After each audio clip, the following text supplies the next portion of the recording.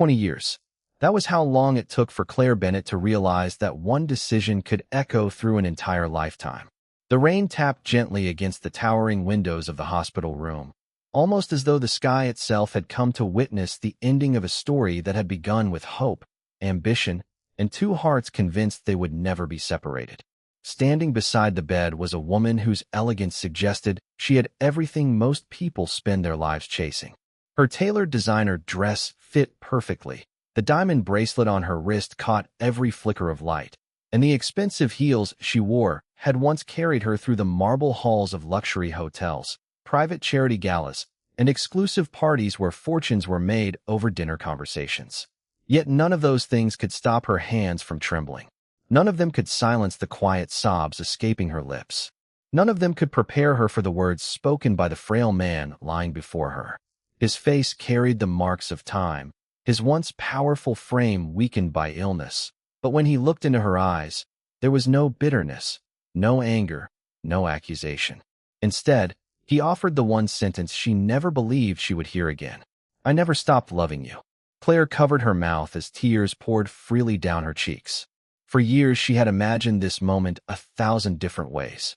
She had rehearsed apologies she would never have the courage to say, excuses she knew would never be enough, explanations she hoped might somehow erase the choices she had made. But standing there now, she understood that some regrets arrive too late to be undone. They simply become part of who we are. The question was no longer whether Daniel Harper had forgiven her. The question was whether she could ever forgive herself. 20 years earlier, they had stood beneath an old oak tree on the edge of a quiet neighborhood park where they spent nearly every weekend together. Daniel had no expensive watch, no luxury car waiting nearby, and no wealthy family prepared to open doors for him. What he possessed instead was something much harder to measure. He believed in tomorrow with a confidence that inspired everyone around him. He believed hard work mattered. He believed promises meant something. Most of all, he believed that if two people truly loved each other, they could survive anything life placed in front of them. Claire believed those things once too, or at least she wanted to. But dreams can change when fear begins whispering louder than hope. Growing up in a household where every paycheck disappeared before the next one arrived had taught her lessons she never wanted to repeat. She remembered hearing arguments about unpaid bills through paper-thin bedroom walls. She remembered pretending not to notice the eviction notices slipped beneath the apartment door. She remembered birthdays celebrated without presents because keeping the lights on mattered more than cake and candles.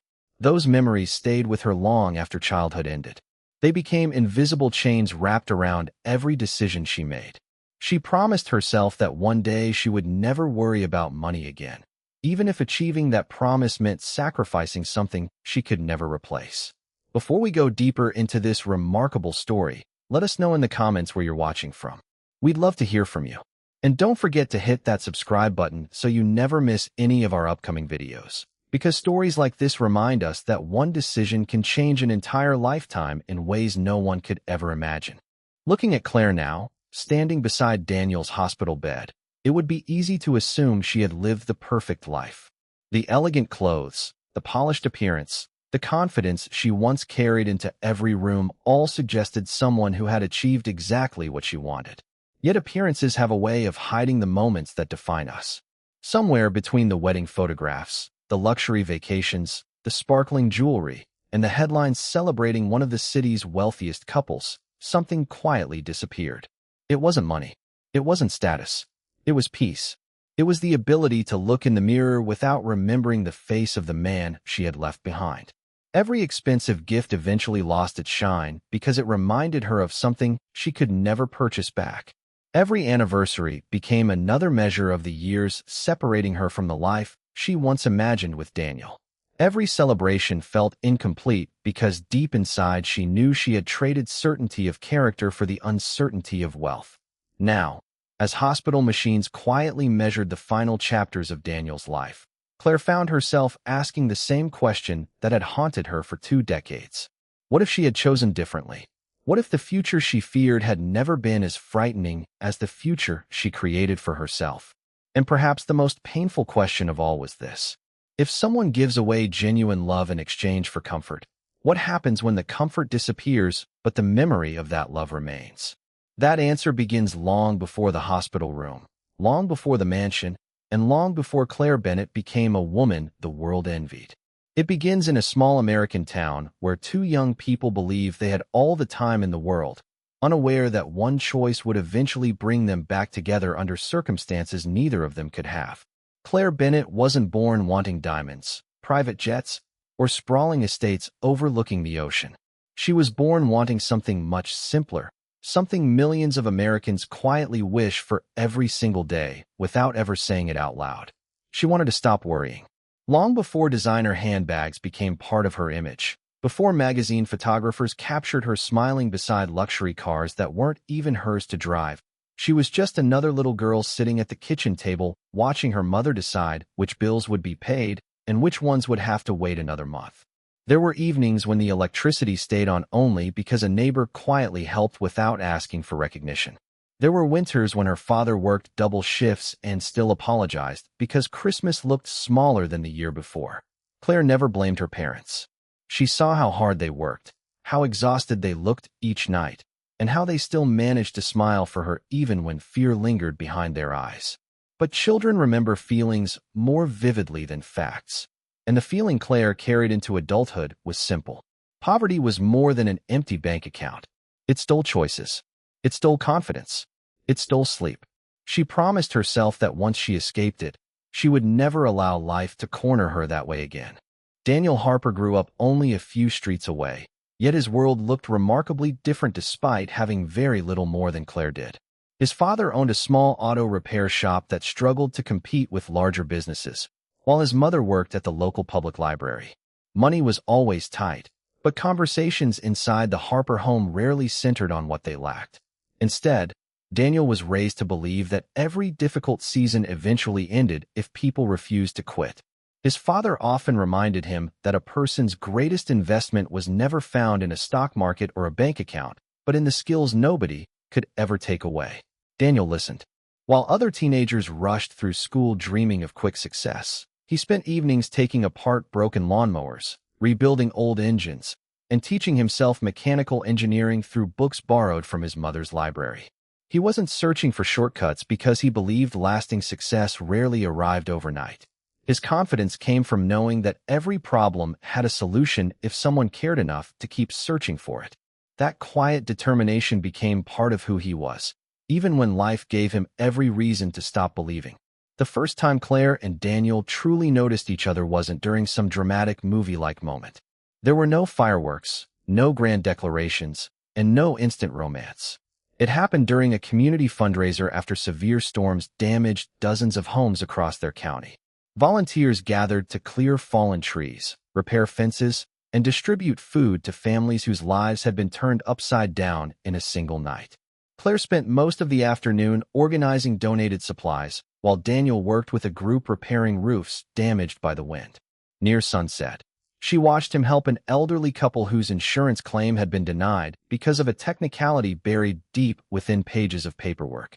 Long after everyone else packed up and went home, Daniel stayed behind, refusing payment, refusing praise, simply determined to make sure the couple had a safe place to sleep before another storm arrived. Claire had never seen someone work that hard for people who had nothing to offer him in return. That evening they shared coffee from paper cups outside the town hall. They talked for nearly 3 hours without either of them noticing how late it had become. They laughed about childhood memories, spoke about dreams neither had shared with anyone else, and before saying goodnight, Daniel walked her to her car, even though it meant adding another mile to his own walk home. It wasn't dramatic. It was genuine. Looking back years later, Claire would realize that the greatest moments in life rarely announce themselves while they're happening. Over the following months, they became inseparable. Saturday mornings meant breakfast at the same family-owned diner where the waitress already knew their orders before they sat down.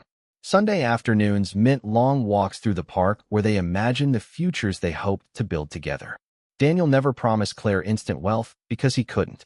What he promised instead was honesty, loyalty, and relentless effort. He spoke passionately about starting an engineering company focused on designing affordable energy systems for small communities, believing that innovation shouldn't belong only to giant corporations. Claire admired his vision even when she quietly wondered how many years it might take before those dreams became reality. Friends often joked that Daniel looked at every obstacle as though it were simply another puzzle waiting to be solved. Claire loved that optimism because it balanced the fear she carried from childhood. Around him, she allowed herself to imagine a future where happiness didn't depend entirely on money. For a while, that belief was enough. They celebrated small victories together, from Daniel landing freelance engineering projects to Claire earning promotions at work. Every milestone strengthened the feeling that they were building something lasting, something rooted in partnership rather than possessions. Yet while Daniel saw each step as progress, Claire couldn't ignore the clock ticking inside her mind. She was approaching 30, watching classmates post photos from luxury vacations, larger homes, and successful careers on social media. Every smiling picture planted another quiet question she struggled to silence. Was love enough if life never became easier? Or was she settling for a future that looked too much like the one she had spent her childhood trying to escape? That question stayed buried deep inside her until the evening everything began to change. It happened at a charity gala hosted by one of the largest business foundations in the state, where Claire attended as part of her company's public relations team. Surrounded by executives, entrepreneurs, and investors discussing multi-million-dollar deals as casually as neighbors discussing the weather, she found herself standing in a world she had only seen in magazines. Crystal chandeliers reflected across polished marble floors. Elegant orchestras played softly in the background. Every conversation seemed connected to opportunity, influence, or wealth beyond anything she had ever imagined. Then someone introduced her to Gregory Sullivan, a charismatic real estate magnate nearly 15 years older than her. Gregory had the effortless confidence of a man accustomed to getting whatever he wanted. He remembered everyone's names, listened carefully before speaking, and possessed the rare ability to make every person in the room feel important. Unlike others who flaunted their wealth, Gregory wore it quietly. That made him even more fascinating. By the end of the evening, he had offered Claire professional advice, introduced her to influential business leaders, and casually mentioned that someone with her intelligence deserved opportunities far greater than the company where she currently worked. As Claire drove home that night, she couldn't stop replaying the conversation. She told herself it was simply networking, nothing more. Yet she had no idea that meeting Gregory Sullivan would begin a chain of events that would test every promise she had ever made, every value she believed she possessed, and every dream she once shared with Daniel Harper. The choice standing before her wasn't between two men. It was between two completely different visions of the future, and before long, she would discover that choosing one meant losing far more than she ever expected. Gregory Sullivan understood something that many successful people learn long before everyone else notices it. Influence rarely begins with extravagant gifts. It begins with attention. Over the weeks that followed the charity gala, he never overwhelmed Claire with expensive surprises or dramatic declarations. Instead, he sent thoughtful messages congratulating her on professional achievements, recommended business books he believed she would enjoy, and invited her to networking lunches where every introduction seemed capable of opening another door. Claire had spent years feeling invisible inside crowded offices where promotions often went to louder personalities rather than harder workers. Gregory noticed her ideas. He remembered conversations she barely recalled having. When she mentioned wanting to lead larger projects someday, he introduced her to executives who treated her opinions with genuine respect. For someone who had grown up believing opportunities belonged to other people, the experience was intoxicating. She told herself she was simply building valuable professional relationships. Yet each meeting quietly expanded the distance between the life she was living with Daniel and the future Gregory seemed to represent. Daniel measured progress in months and years. Gregory spoke in weeks. Daniel celebrated paying off debt. Gregory discussed investment portfolios over lunch as casually as ordering coffee. Claire wasn't falling in love with Gregory. She was falling in love with the certainty she believed surrounded him, and certainty had always been the one thing she feared she would never possess. Daniel noticed the change before Claire admitted it to herself. At first it appeared harmless. She canceled dinner because of an unexpected business event. She arrived late to weekend plans after another networking meeting ran longer than expected. Her phone, once left carelessly on the kitchen counter, rarely left her hand anymore. Whenever it buzzed, she glanced at the screen before quietly stepping into another room. Daniel wanted to believe her explanations because trust had always been the foundation of their relationship. Still, small changes often reveal larger truths long before anyone is willing to acknowledge them. One Saturday afternoon, while repairing an aging pickup truck outside his father's garage, Daniel looked across the parking lot and saw Claire arriving in a sleek black luxury sedan he had never seen before. Gregory stepped out from the driver's seat, smiled warmly, and shook her hand before driving away. Nothing inappropriate happened. There was no embrace, no lingering goodbye, nothing that could reasonably justify suspicion. Yet Daniel couldn't ignore the feeling that something had shifted. That evening, instead of confronting her with accusations, he asked a simple question.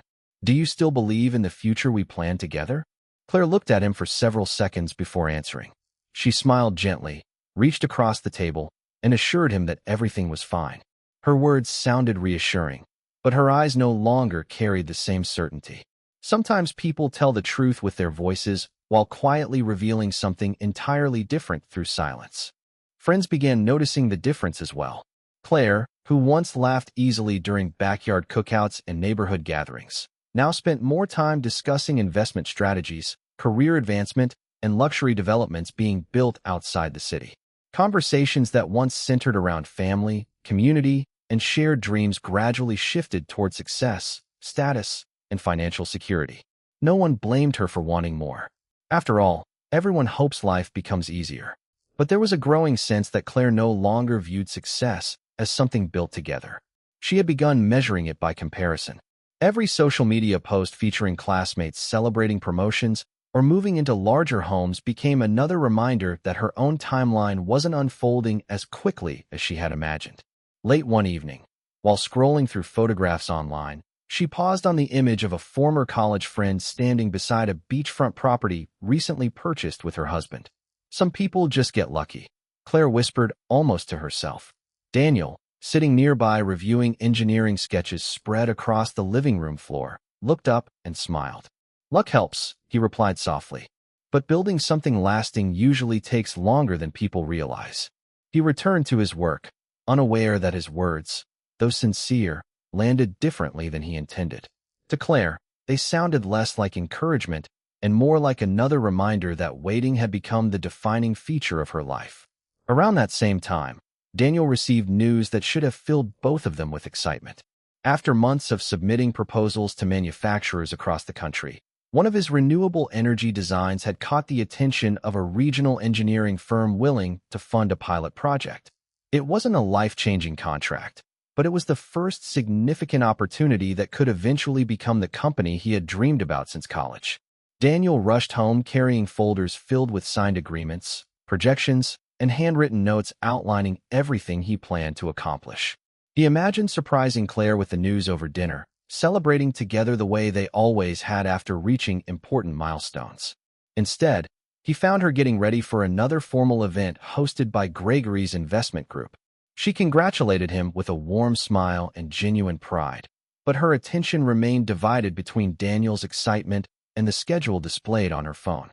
"I'm really happy for you," she said while fastening an elegant necklace in front of the bedroom mirror. "This could be the beginning of something amazing." Daniel stepped closer, hoping she might cancel her plans just for one evening so they could celebrate together. Instead, she kissed his cheek, promised they would celebrate over the weekend, and hurried toward the front door. He watched from the window as Gregory's driver opened the rear passenger door of a polished luxury sedan waiting outside. As the car disappeared down the street, Daniel looked back at the signed contract still resting in his hands. For the first time since they met, the achievement felt strangely empty. Success means little when the one person you most want beside you is already walking toward another future. Days turned into weeks, and Gregory's presence became impossible to ignore. He never pressured Claire to leave Daniel. In fact, he rarely mentioned Daniel at all. Instead, he spoke about possibilities. He described cities she had never visited, companies expanding across the country, investment opportunities capable of changing entire generations of a family's future. He invited her aboard his yacht during a charity fundraiser attended by politicians, philanthropists, and influential business leaders. Standing on the deck overlooking calm blue water, Claire found herself surrounded by conversations she had once believed existed only in movies. Every person she met seemed confident, successful, and completely free from the financial fears that had shaped her childhood. Gregory listened carefully as she described growing up in a household where every unexpected expense created another crisis. He never interrupted. When she finished, he simply nodded and said, "No one who has lived through that should ever have to experience it again." Those words lingered in Claire's mind long after the evening ended. Daniel had always promised to build a secure future. Gregory appeared to be offering one immediately. The difference between those two promises would soon force Claire to make the hardest decision of her life, a decision that would leave one heart broken, another forever changed, and set in motion a story that neither of them could possibly imagine. Claire tried convincing herself that nothing had really changed. She still answered Daniel's calls. She still spent evenings at the small apartment they had once dreamed of turning into their first home together. She still laughed at his jokes, still asked about his projects, and still spoke kindly whenever friends or family mentioned his name. On the surface, their relationship looked exactly the way it always had. But relationships are rarely undone by a single argument or one dramatic event. More often, they change through quiet moments that barely seem important until someone looks back years later and realizes those were the moments everything began slipping away. Claire caught herself comparing Daniel's aging pickup truck to the luxury vehicles waiting outside Gregory's office. She compared Daniel's modest apartment to the waterfront penthouses she toured during business events. Even ordinary conversations became unfair comparisons. When Daniel spoke passionately about investing profits back into his growing company, Claire heard years of uncertainty.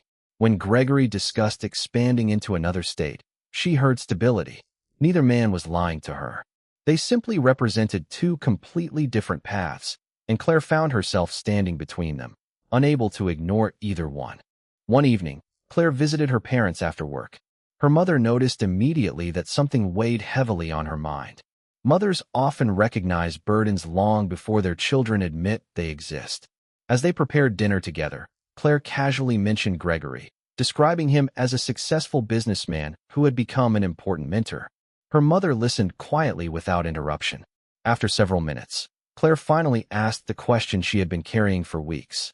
If you had the chance to live differently, if someone could promise you'd never have to worry about money again, would you take it? Her mother stopped chopping vegetables and looked at her with a sadness that seemed to come from years of experience rather than surprise.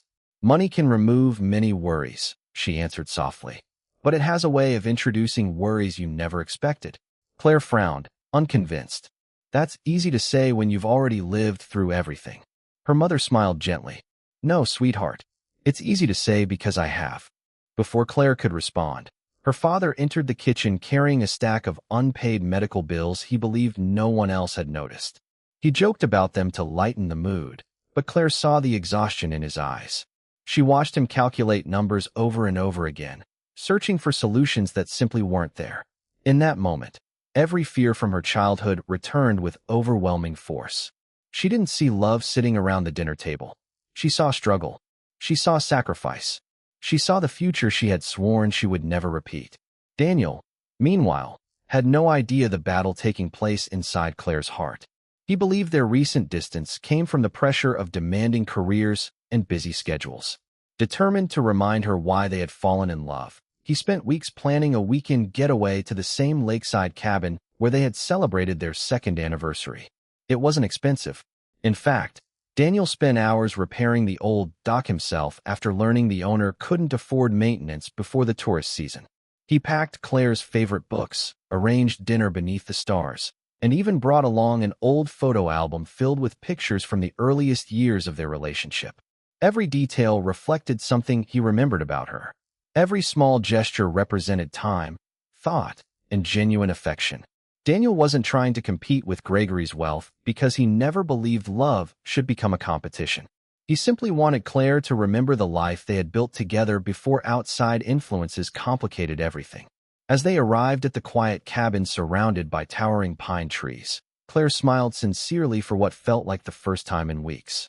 They spent the afternoon walking familiar trails, laughing over old memories, and talking about dreams they once shared so easily.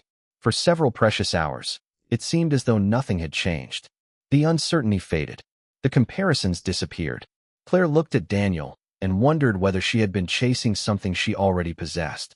That evening, after dinner, Daniel reached into his jacket pocket and pulled out a small velvet box. Claire's heartbeat quickened before he even opened it. He wasn't wealthy enough to buy an extravagant diamond, but he had spent months saving for a ring he believed reflected everything their relationship represented.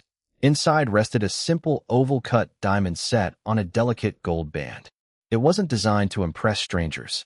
It was chosen because Claire had once pointed to a similar ring in the window of a small jewelry store years earlier and quietly admitted she loved how elegant it looked. Daniel had remembered. Every overtime shift, every freelance engineering project, every sacrifice during the previous year had quietly contributed to that single purchase. Kneeling beneath a sky filled with stars, Daniel looked into Claire's eyes with complete certainty. "I can't promise you'll never face difficult days," he said. "I can't promise every year will be easy, but I promise you'll never face any of them alone. Build this life with me, Claire. Let's create something that lasts longer than money ever could." Tears formed in Claire's eyes before she even realized she was crying. For one brief moment, she wanted to say yes. She wanted to silence every fear that had followed her since childhood and believe Daniel's love would be enough. Her heart leaned toward him. Her memories urged her to stay. But another voice, quieter and far more persistent, reminded her of unpaid bills, eviction notices, and nights spent wondering whether tomorrow would be any easier than yesterday. Claire asked Daniel for time. "Just a few days," she explained, "to think clearly before making the biggest decision of her life." Daniel agreed without hesitation because love, in his mind, had never been about pressure. He believed she deserved certainty before making such an important commitment. Yet those few days became the turning point neither of them could undo. Gregory invited Claire to accompany him to New York for an international business conference where some of the country's most influential investors would be attending. She initially declined, explaining she needed to remain home for personal reasons. Gregory respected her decision and prepared to leave without another word. But as he walked toward the exit of his office, he paused and said something that echoed in Claire's thoughts long after he disappeared. "Opportunities don't always wait until we're ready for them." It wasn't manipulation. It wasn't a threat. It was simply a statement. Still, those words settled heavily on a woman already terrified that waiting too long might cost her the future she believed she deserved. By the time the weekend ended, Claire had convinced herself that choosing security wasn't an act of betrayal. It was an act of survival. What she didn't realize was that the conversation waiting for Daniel Harper would become one of the most heartbreaking moments either of them would ever experience, and neither of their lives would ever be the same after the words she was about to say. Claire barely slept the night before meeting Daniel. She rehearsed the conversation over and over, searching for words that could soften the blow she was about to deliver. Every version ended the same way. Someone she loved would leave that conversation with a broken heart. Just before sunrise, she sat alone on the balcony of her apartment, wrapped in a blanket against the cool morning air, staring at the engagement ring Daniel had placed in her hands only 2 days earlier. It sparkled each time the first rays of sunlight reached it, not because it was the most expensive ring in the world, but because it represented years of shared dreams, quiet sacrifices, and unwavering devotion. She slipped it onto her finger one last time and imagined what life might look like if she accepted it. She pictured a modest home with a white fence that Daniel had often described. She imagined children running through the backyard while Daniel worked in the garage on one of his inventions. She imagined evenings filled with laughter instead of lavish parties. It wasn't a bad life. In many ways, it was exactly the kind of life people spent decades searching for. Yet another picture slowly replaced it. A beautiful home overlooking the ocean. Financial freedom. Her parents never worried about unpaid bills again. Opportunities that seemed impossible only months earlier. The two futures stood before her, like separate roads disappearing into different horizons. She believed she was choosing between comfort and struggle. She never stopped to ask whether she was actually choosing between appearance and substance. Daniel arrived at their favorite park nearly 30 minutes early. He always did when something mattered. He carried 2 cups of coffee from the small cafe, where they had shared countless mornings together, smiling politely at the owner who wished him good luck without realizing why they were meeting. Daniel was nervous, but it was the hopeful kind of nervousness that comes before life-changing moments. He believed Claire had taken extra time because she wanted to be absolutely certain before accepting his proposal. He respected that. In fact, it made him admire her even more. As he waited beneath the old oak tree where so many important conversations had taken place, he looked around and noticed how much had changed since they first met. The playground nearby had been rebuilt. The walking paths were newly paved. Young couples pushed strollers where they had once walked hand in hand, dreaming about the future. Life had continued moving forward without asking anyone's permission. When Claire's car finally pulled into the parking lot, Daniel's face brightened instantly. He waved with the same warmth that had greeted her for years. Claire smiled back, but the smile disappeared almost as quickly as it appeared. Daniel noticed immediately. His heart sank before either of them spoke a single word. For several moments, they simply stood facing each other, separated by only a few feet, but feeling farther apart than ever before. Claire accepted the coffee he offered, holding the warm cup tightly, as though it might somehow give her strength. Daniel spoke first, asking whether she had reached a decision. His voice carried hope, but not pressure. Claire lowered her eyes to the engagement ring resting inside its velvet box. She opened it slowly before extending it toward him with trembling hands. Daniel didn't reach for it immediately. Instead, he searched her face, hoping he had misunderstood what he was seeing. Finally, Claire whispered the words she had practiced all night. "I'm so sorry." Daniel remained silent. Claire continued, tears beginning to fill her eyes. "You deserve someone who believes in your future the way you do. I wish I could be that person. I really do. But I can't stop worrying about what our life will become. I've spent my whole life trying to escape uncertainty, and I don't think I'm strong enough to build a future without knowing we'll be okay." Daniel listened without interrupting. Every sentence felt heavier than the one before. Then Claire spoke the words that would remain with him long after the conversation ended. "Love doesn't always pay the bills, Daniel. Sometimes love just isn't enough." The sentence hung in the air between them. It wasn't spoken with cruelty. It wasn't intended to humiliate him. It came from genuine fear. Yet fear has a way of causing wounds just as deep as malice. Daniel looked down at the ring before gently closing the velvet box. His expression never hardened. He never raised his voice or demanded explanations. Instead, he asked one quiet question. "Is there someone else?" Claire hesitated only briefly before nodding. "His name is Gregory." Daniel absorbed the answer with remarkable composure. "Do you love him?" Claire opened her mouth to answer, but stopped herself. She realized she didn't know. Gregory represented security, opportunity, and a future free from the financial anxiety that had haunted her since childhood. Love wasn't the first thing that came to mind. Finally, she answered honestly. "I don't know yet." Daniel closed his eyes for a brief moment before looking back at her. The pain in his expression wasn't caused by losing a relationship. It came from realizing that everything he believed they had built together had been measured against things he could never provide overnight. He nodded slowly and handed the engagement ring back to Claire. She looked confused. "Keep it," he said softly. "Not because I expect you to change your mind. Keep it because one day you'll remember there was someone who loved you without asking what you owned." Claire broke into tears, shaking her head as she tried to return the box. Daniel refused. Then, after one final look at the woman he had imagined spending the rest of his life with, he quietly turned and walked away. He never looked back. Claire watched him disappear down the winding park path until the trees hid him from view. She expected him to stop. She expected him to return. He never did. The weeks that followed moved with astonishing speed. Gregory's relationship with Claire became public shortly after Daniel left town. Friends reacted with surprise. Some celebrated what they believed was an incredible opportunity. Others questioned how quickly everything had changed. Claire ignored the whispers. She focused on planning a wedding unlike anything her hometown had ever seen. Luxury magazines featured exclusive previews of the venue. Floral designers were flown in from across the country. Celebrity chefs prepared custom menus. The guest list included business leaders, politicians, and entertainers whose names frequently appeared on national television. Every detail reflected success on a scale Claire had once believed existed only for other people.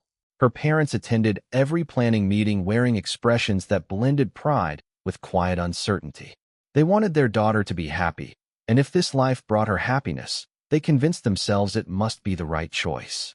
Yet Claire's mother occasionally caught her staring out windows during dress fittings or becoming unusually quiet whenever someone mentioned true love rather than financial success. Those moments passed quickly, buried beneath schedules, interviews, and endless preparations. The wedding became the event everyone anticipated, a celebration that seemed to confirm Claire Bennett had finally achieved everything she had dreamed about. Across town, however, there remained one question no one could answer. Daniel Harper had vanished. He closed the small engineering workshop he had rented, sold nearly everything he owned, and quietly left without announcing where he was going. Friends called. The family searched. Former colleagues reached out. No one knew where he had gone or whether he intended to return. Some assumed heartbreak had driven him away. Others believed he simply needed a fresh start somewhere no memory of Claire could follow him. What no one realized was that Daniel wasn't running from the past. He was walking toward a future that would one day bring both of their lives together again in a way neither of them could possibly foresee. The wedding became the biggest social event the county had seen in years. Local newspapers called it the celebration of the season. Television crews gathered outside the historic estate, where white roses lined every walkway. Luxury vehicles stretched for nearly half a mile, and guests arrived wearing gowns and tailored suits that looked as though they had stepped directly from the pages of a fashion magazine. Claire stood in front of a full-length mirror while a team of stylists made final adjustments to her dress. Anyone looking at her would have seen a woman about to begin the life she had always dreamed about. Yet beneath the flawless makeup and carefully rehearsed smile, there remained a quiet uneasiness she couldn't explain. It appeared without warning whenever the room became silent.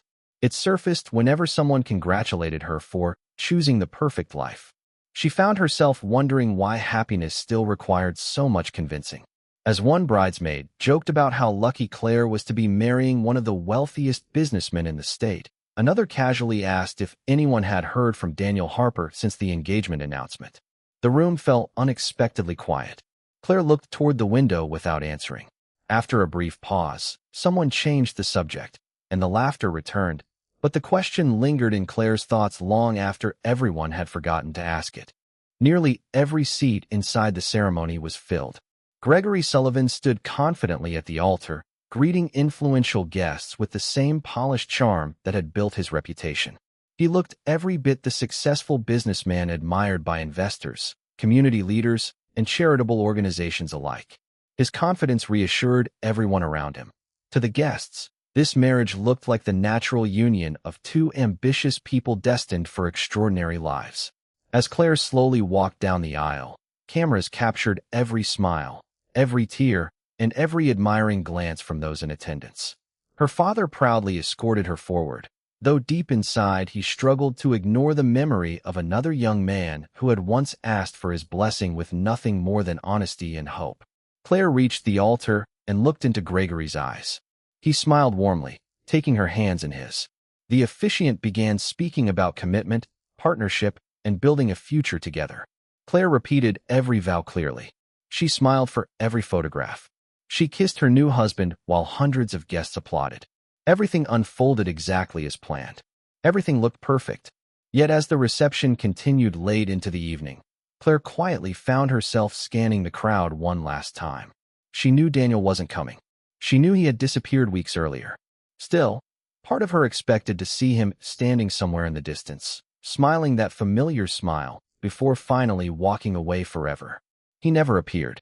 Unknown to everyone celebrating that evening, Daniel was more than 1,000 miles away, sitting alone in the departure lounge of a small airport with nothing more than 2 suitcases, a worn backpack, and a folder containing engineering designs that represented years of work. He wasn't leaving because he believed Claire would change her mind. He wasn't escaping embarrassment or trying to punish anyone by disappearing.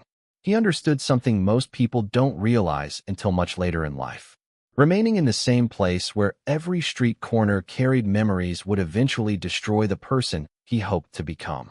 Looking through the large airport windows as planes taxied across the runway, Daniel removed a folded photograph from his wallet. It showed him and Claire sitting on the old dock at the lakeside cabin several years earlier, laughing at something neither of them could remember now. He stared at the picture for a long time before carefully placing it back inside the wallet rather than throwing it away.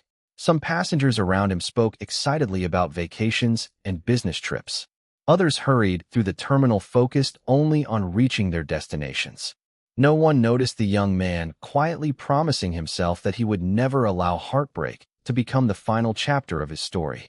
As boarding was announced, Daniel stood, adjusted the strap of his backpack, and walked toward a future filled with uncertainty, carrying nothing except determination and the belief that character mattered even when life seemed unfair. Claire's honeymoon unfolded exactly as every luxury travel magazine promised it would. Private beaches, five-star resorts, candlelit dinners overlooking the Mediterranean, exclusive shopping districts, and breathtaking views filled nearly every day. Friends watching through carefully selected photographs online commented that she looked happier than ever. The images received thousands of likes. Strangers admired the glamorous lifestyle she now enjoyed. Yet photographs reveal only what someone chooses to show. Behind every smiling picture existed countless quiet moments where Claire found herself strangely disconnected from the life surrounding her. Gregory was generous, attentive, and eager to provide experiences few people could ever afford. Whenever Claire admired something, it seemed to appear the following day as a gift. Whenever she mentioned wanting to visit another country, arrangements were already underway before breakfast. He wasn't cruel. He wasn't dismissive. In many ways, he treated her exactly as he had promised. Still, Claire noticed something difficult to describe. Their conversations rarely explored dreams, fears, or memories. They focused on schedules, investments, charitable events, and expanding business opportunities. Gregory loved efficiency. Daniel loved conversation. Gregory solved problems by writing checks. Daniel solved them by rolling up his sleeves and working until solutions appeared. Claire pushed those comparisons aside each time they entered her mind, reminding herself that every marriage required adjustment. She convinced herself she simply needed time to adapt to a different kind of life. Months turned into years, and Claire gradually became a familiar face within high society. She chaired fundraising events, appeared alongside Gregory at business conferences, and was frequently interviewed by lifestyle magazines eager to showcase successful couples whose stories inspired ambitious young professionals. Reporters described them as the perfect example of modern success. Their mansion overlooked rolling hills outside the city. Luxury vehicles filled the garage. Their calendar remained booked months in advance with charity galas, investment meetings, and exclusive gatherings attended by some of the country's most influential figures. From the outside, everything appeared flawless. Yet inside the walls of that magnificent home, small changes quietly began reshaping their marriage. Gregory's work consumed more of his time with each passing year. Business trips became longer. Phone calls continued well past midnight behind closed office doors. Vacations were increasingly interrupted by urgent meetings that couldn't wait. Claire initially admired his dedication, believing extraordinary success naturally demanded extraordinary commitment. But loneliness has a way of settling into even the largest homes.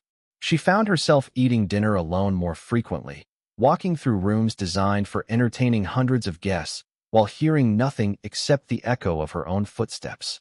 The mansion that once symbolized victory slowly began feeling far larger than any two people truly needed. Every expensive room seemed to remind her that comfort and companionship were never the same thing. One rainy afternoon, while organizing boxes in one of the mansion's storage rooms, Claire discovered something she hadn't seen in years.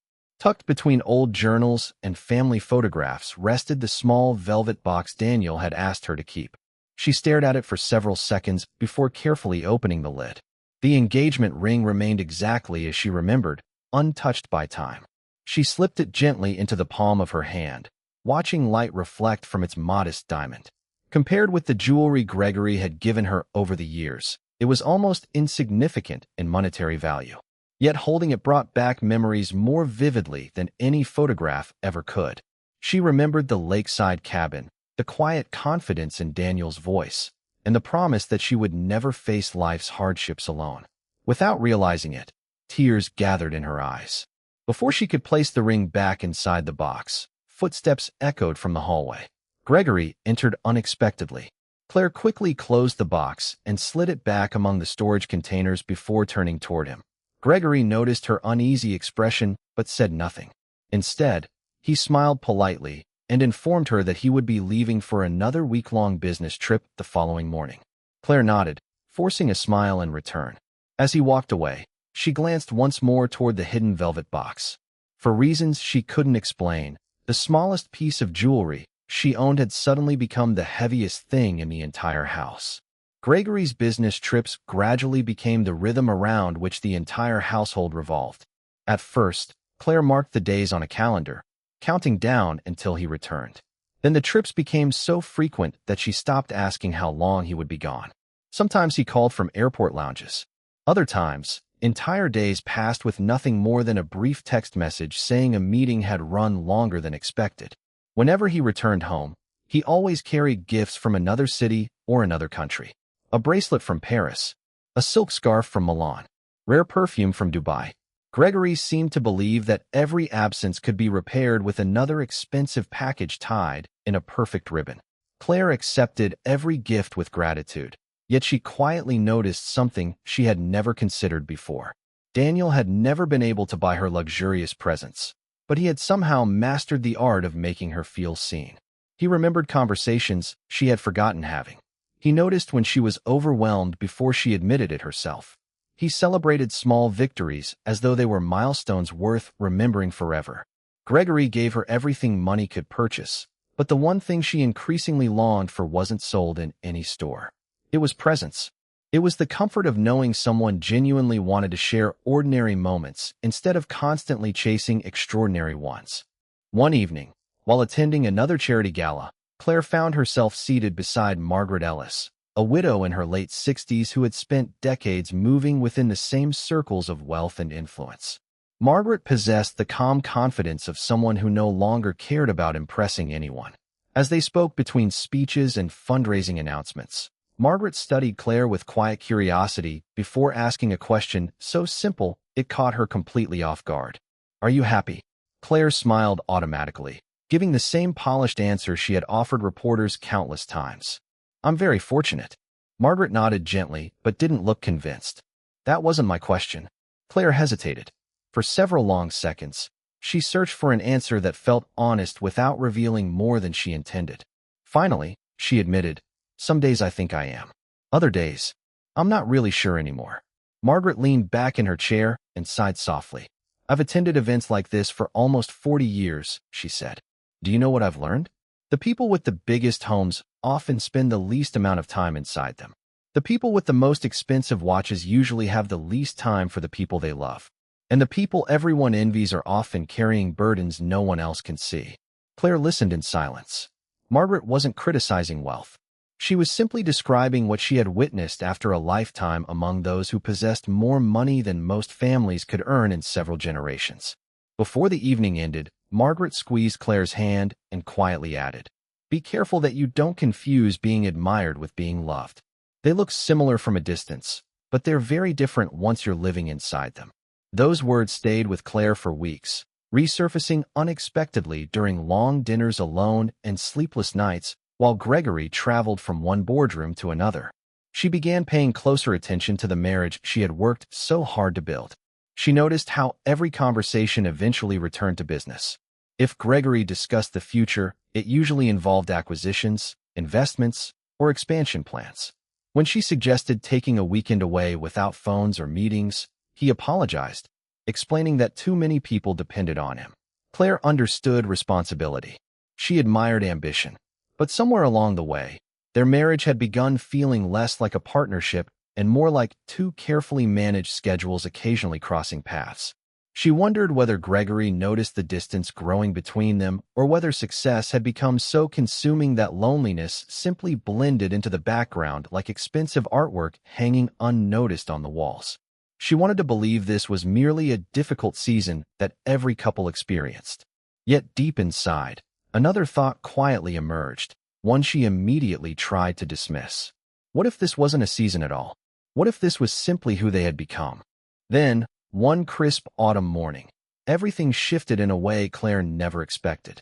She was having breakfast when the television in the kitchen interrupted its regular programming with breaking financial news.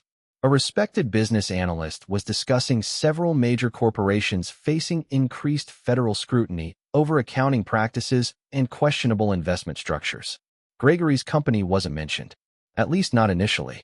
Claire continued sipping her coffee until the analyst briefly referred to a group of large real estate firms currently under confidential review by regulatory agencies.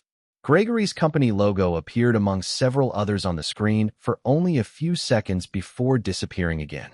There were no accusations, no conclusions, just speculation that investigators had begun examining a series of unusually complex financial transactions connected to multiple corporations.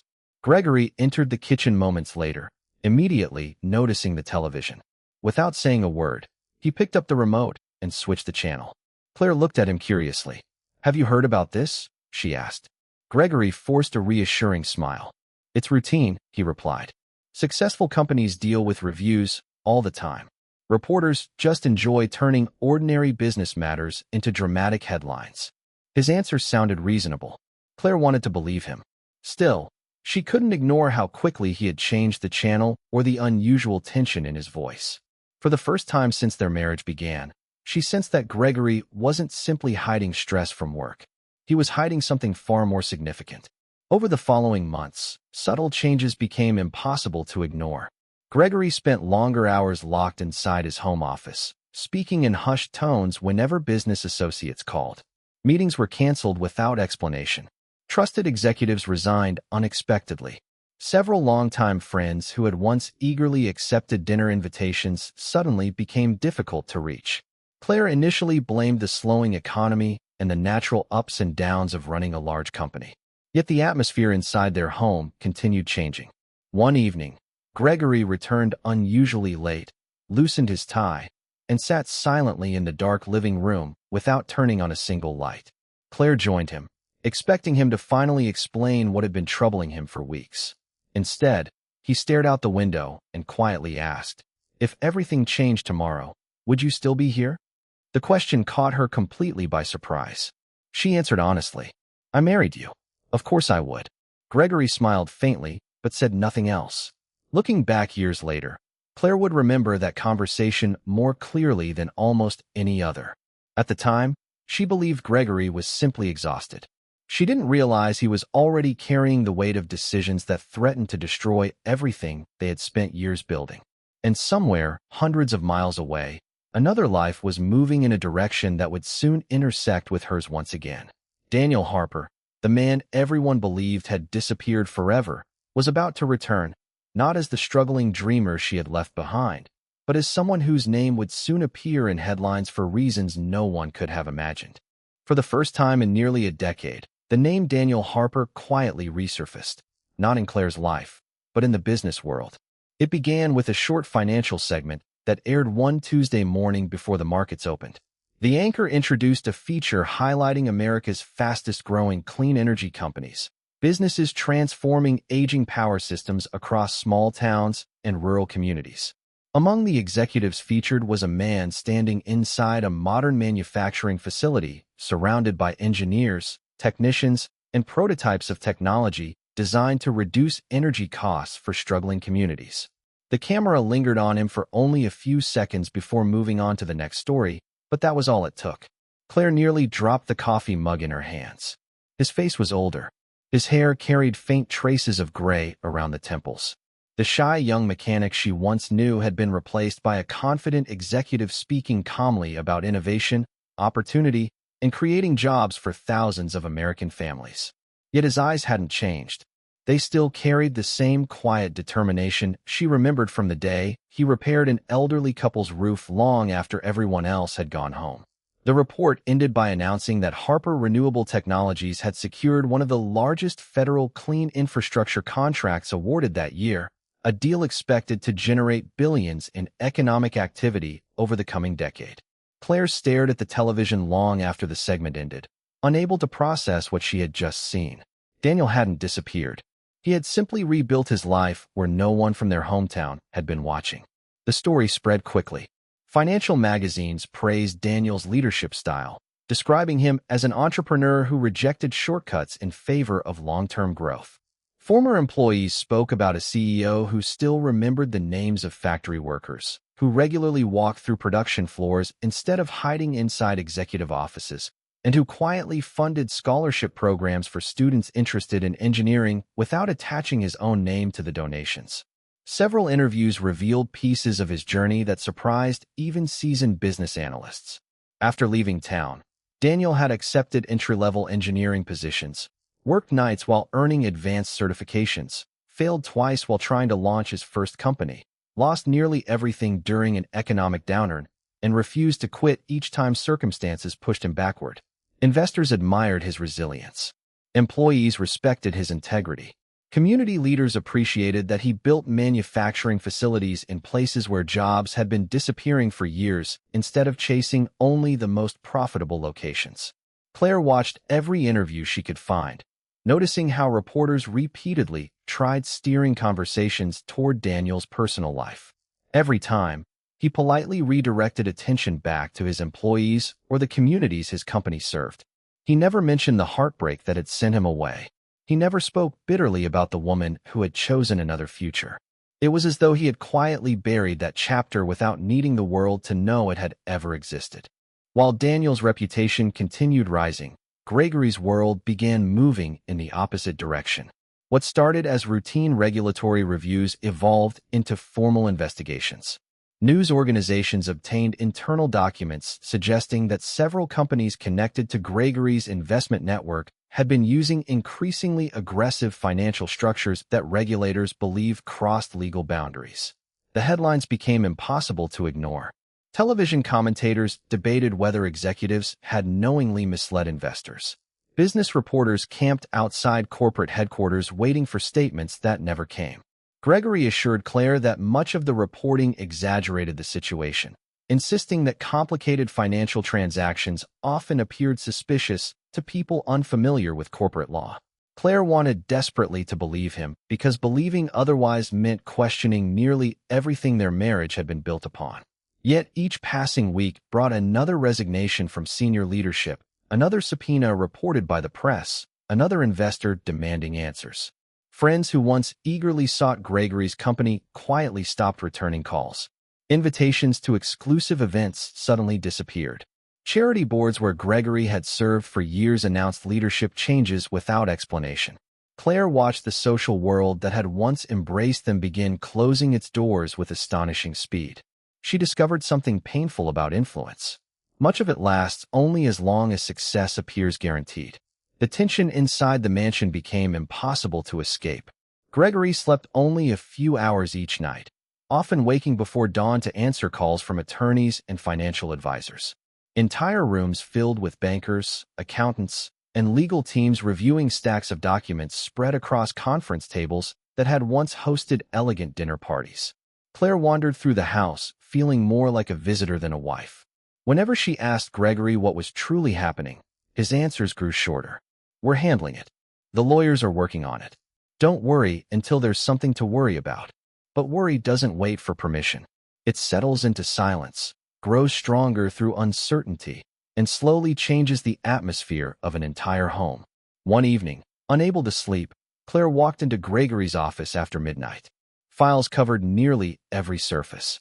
Financial reports, legal correspondence, handwritten notes, and confidential memoranda were stacked in careful order. Gregory looked up from his desk, exhausted. For several seconds, neither of them spoke. Finally, Claire asked the question she had avoided for months. "Did you do something wrong?" Gregory leaned back in his chair, closed his eyes, and remained silent long enough for the absence of an answer to become an answer itself. When he finally spoke, his voice lacked the confidence that had once impressed boardrooms full of investors. "Sometimes," he said quietly, "people convince themselves they're protecting everything they've built.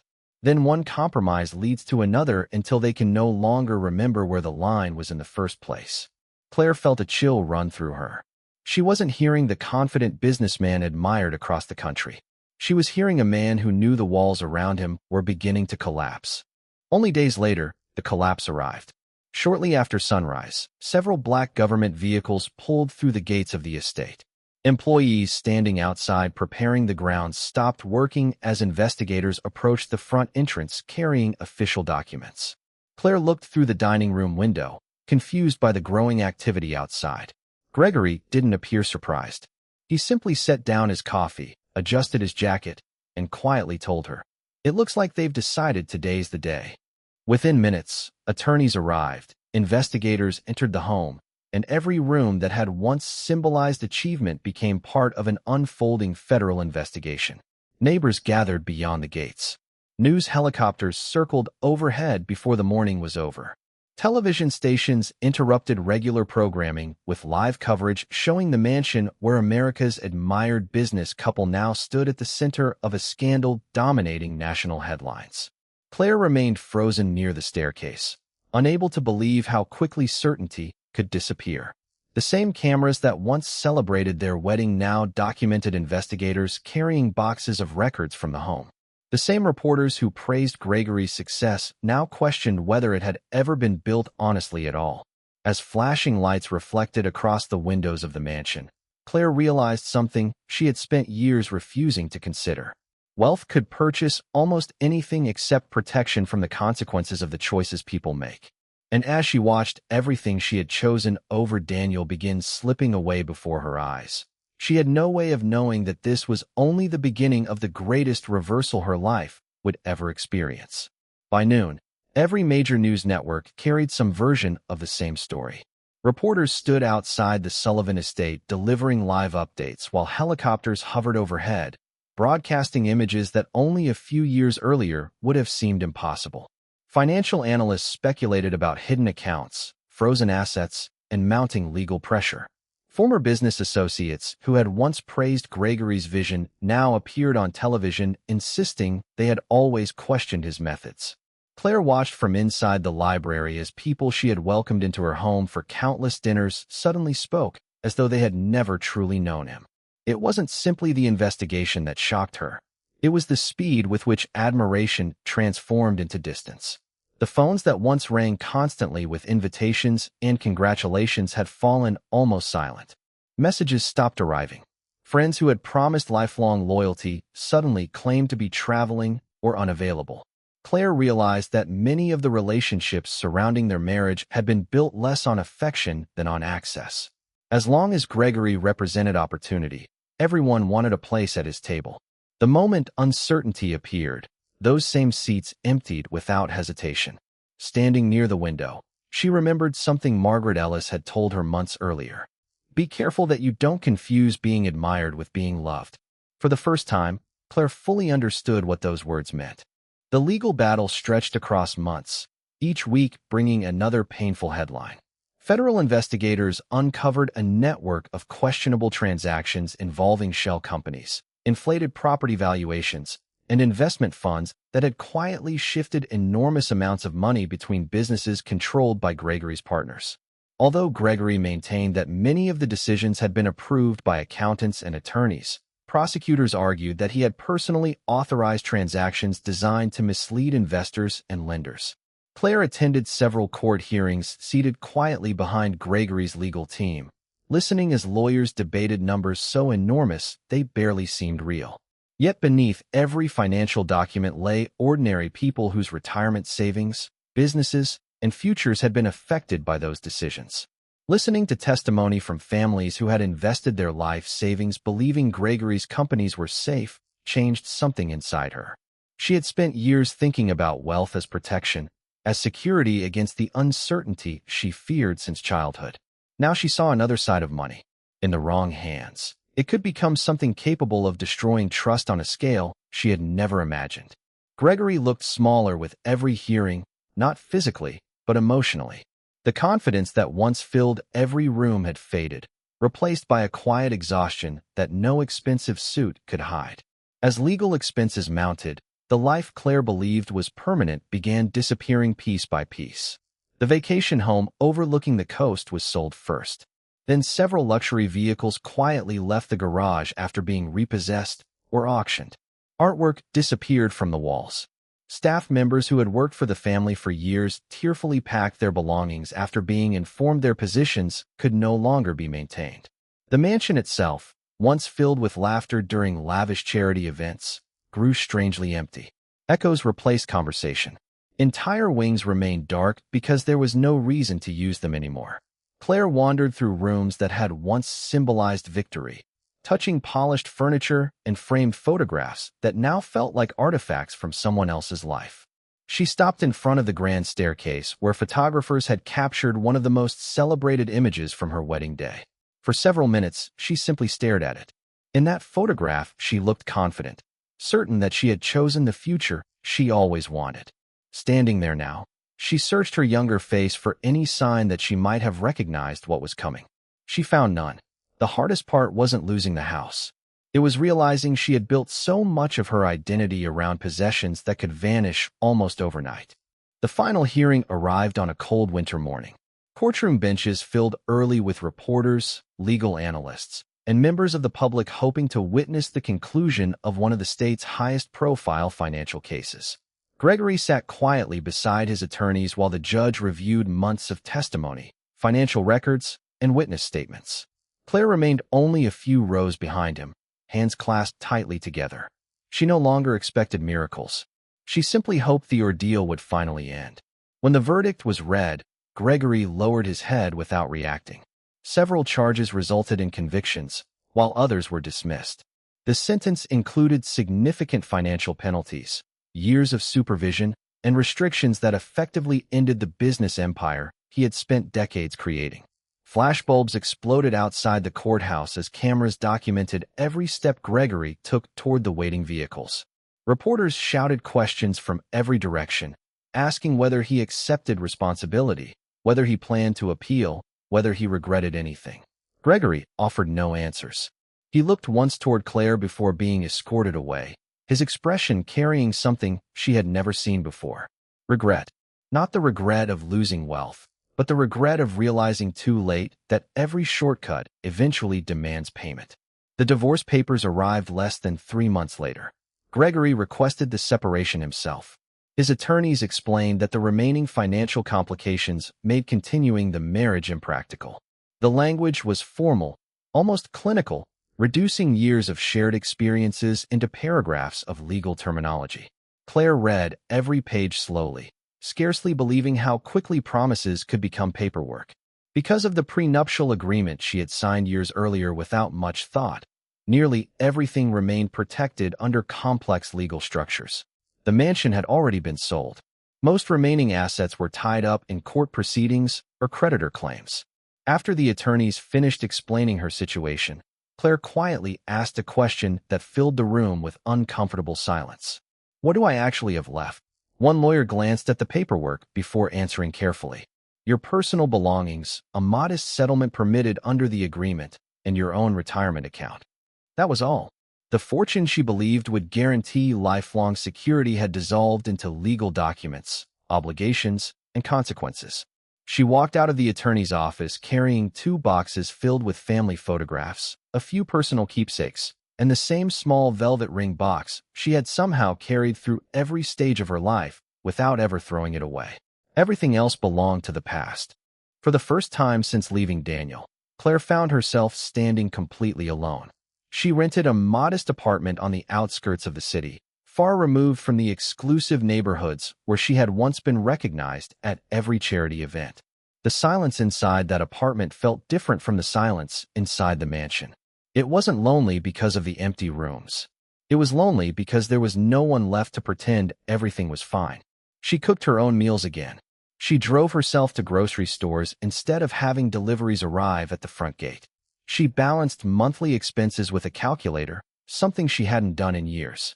Strangely, those ordinary routines reminded her of the life she once shared with Daniel.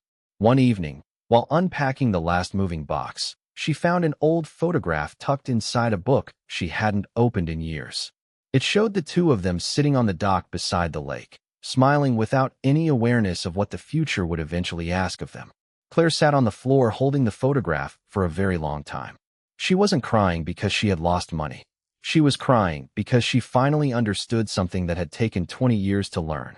She had spent most of her adult life chasing security, only to discover that the one person who had offered her something far more valuable had never asked for anything except the chance to build it together. What she didn't know was that life, in its own extraordinary way, was quietly preparing one final meeting between two people whose stories had never truly ended. Starting over at 50 wasn't something Claire Bennett had ever imagined. During the years when her life appeared perfect from the outside, she often believed reinvention was something reserved for younger people with time still on their side. Now, sitting alone in a modest one-bedroom apartment furnished mostly with second-hand pieces and a handful of belongings that had survived the collapse of her marriage, she realized life had rewritten every assumption she once held. The expensive wardrobe that had filled custom-built closets was gone. The luxury vehicles had been repossessed or sold. Invitations to exclusive charity events had disappeared as though they had never existed. The silence inside her apartment felt unfamiliar during the first few weeks, but eventually it became honest. There were no assistants managing her calendar, no photographers documenting carefully staged smiles, no endless conversations about investments or acquisitions. For the first time in many years, Claire was left alone with the one person she had spent decades trying to avoid, herself. She began reading again, something she had abandoned long before, because every spare moment had been consumed by obligations attached to Gregory's world. She volunteered twice a week at a neighborhood food pantry, partly to fill empty hours and partly because seeing families struggling with the same fears she once carried reminded her where her story had truly begun. Every box of groceries she helped pack brought back memories of her own parents quietly stretching every dollar to make ends meet. Instead of feeling ashamed of those memories, she slowly began seeing them with compassion. Her parents had never failed her. They had simply done the best they could with what life gave them. Finding employment, however, proved far more difficult than she expected. For years, Claire had been introduced as Gregory Sullivan's wife at conferences, fundraisers, and business functions. Now employers searched her name online and found page after page of headlines connecting her to one of the state's largest financial scandals. Most interviews ended politely, but without another phone call. Some hiring managers recognized her immediately. Others pretended not to. Claire never blamed them. She understood that companies protected their reputations just as fiercely as people did. Weeks became months. Her savings steadily declined. There were mornings when she questioned whether anyone would ever look beyond the headlines long enough to see the person standing in front of them. One afternoon, she received an email inviting her to interview for a communications position at Harper Renewable Technologies, one of the fastest-growing engineering firms in the country. She stared at the company name for several seconds, convinced she had misread it. She opened the message again. The interview invitation was genuine. Apparently, one of the recruiters believed her previous experience managing public relations campaigns and nonprofit initiatives aligned well with an expanding community outreach division. Claire's first instinct was to decline immediately. Surely Daniel would never want her anywhere near his company. Surely someone else inside the organization had sent the invitation without recognizing her name. She almost deleted the email. Then she paused. Bills still needed paying. Pride had already cost her enough. After several minutes of quiet reflection, she accepted the interview. The headquarters of Harper Renewable Technologies stood nothing like the corporate towers Claire had grown accustomed to visiting during Gregory's career. The building was modern but understated, designed more for functionality than prestige. Employees greeted one another by name in the lobby. Engineers carrying blueprints shared elevators with interns and administrative staff. Framed photographs displayed community projects, manufacturing facilities, and scholarship recipients instead of awards celebrating profits or market dominance. Claire arrived nearly 30 minutes early, nervous in a way she hadn't felt since her first job interview decades earlier. As she sat in the reception area, she studied the company's mission statement engraved across one wall. It spoke about creating opportunities, strengthening communities, and leaving every place better than it had been found. Those words reminded her immediately of Daniel. They sounded exactly like something he would have believed long before success found him. A receptionist eventually approached with a warm smile and escorted Claire toward an executive conference room. Every step down the hallway seemed heavier than the one before. She convinced herself she would meet a hiring committee, complete the interview, and quietly leave regardless of the outcome. When the receptionist opened the conference room door, Claire stopped walking. Standing beside the window overlooking the manufacturing campus was Daniel Harper. For a moment, neither of them spoke. 20 years disappeared into complete silence. Daniel slowly turned around after hearing the door open. The years had changed him, but not in the ways Claire expected. Success had given him confidence without arrogance. Experience had added quiet strength to his presence rather than hardness. He looked directly at Claire with calm, steady eyes, neither surprised nor uncomfortable. It was almost as though he had expected this meeting to happen eventually, even if he had never known when. Claire felt every carefully rehearsed sentence vanish from her mind. She had imagined this reunion countless times during sleepless nights after her divorce, yet none of those imagined conversations prepared her for the kindness she saw in his expression. There was no satisfaction at seeing her circumstances reversed, no resentment, no attempt to remind her of the choice she had made all those years ago. Daniel simply smiled politely and thanked the receptionist before the door closed behind them. "It's been a long time, Claire," he said quietly. His voice carried the same warmth she remembered beneath the old oak tree decades earlier. Claire lowered her eyes, unable to meet his gaze for more than a second. "Longer than it should have been," she whispered. The room fell silent again, filled not with awkwardness but with the weight of two lives that had traveled very different roads before arriving at the same place. Daniel invited Claire to sit, then placed a folder on the conference table between them. To Claire's surprise, it wasn't filled with questions about her past or explanations about the scandal that had dominated the news. Instead, it contained details about the position she had applied for, responsibilities, team structure, and future goals for the company's expanding outreach initiatives. Claire looked at him in disbelief. "You're really interviewing me?" she asked softly. Daniel nodded. "You applied for a job. That's why you're here." Claire shook her head slowly. "After everything that happened, after what I did, I assumed." Her voice faded before she could finish the sentence. Daniel leaned back slightly before answering. "You assumed I'd spend 20 years waiting for this moment, so I could embarrass you." Claire didn't respond. Daniel smiled gently. "That wouldn't change the past, Claire. It wouldn't improve my future either." She felt tears beginning to gather in her eyes again. "I don't deserve your kindness." Daniel looked toward the window for a brief moment before replying. "Maybe this isn't about deserving. Maybe it's about deciding what kind of person I want to be." Those words settled over the room with remarkable quietness. Claire realized she had spent years expecting anger because anger was what she believed she deserved. Instead, she found grace, and somehow grace felt much harder to face. After discussing the role, Daniel closed the folder and folded his hands together. "There's one thing you should know before making any decision," he said. "If you join this company, you'll earn every opportunity the same way everyone else does. No special treatment. No shortcuts. Your work will speak for itself." Claire nodded immediately. "That's exactly what I want." Daniel smiled. "Good. Because that's the only way this place works." He stood and extended his hand professionally across the table. Claire hesitated only briefly before shaking it. As their hands met, she felt something she hadn't experienced in many years. It wasn't romance. It wasn't hope that the past could somehow be rewritten. It was respect, the kind built through honesty rather than appearance. Walking out of the conference room later that afternoon with a formal job offer in her hands, Claire realized life had quietly brought her back to the very person she once believed couldn't give her the future she wanted. Only now she understood that the future had never depended on what Daniel owned. It had always depended on who Daniel was. And unbeknownst to Claire, there remained one extraordinary truth Daniel had never shared with anyone. One act of quiet compassion performed years earlier that would soon change the way she understood not only him, but every choice she had ever made. Claire's first day at Harper Renewable Technologies felt nothing like the first days she had experienced during Gregory's rise to success. There were no reserved parking spaces waiting for her, no assistants escorting her from office to office, and no executives eager to impress the owner's wife. Instead, she received the same orientation packet handed to every new employee, the same identification badge, the same employee handbook, and the same schedule explaining where she was expected to be throughout the week. Nobody treated her with hostility, but nobody treated her as someone special either.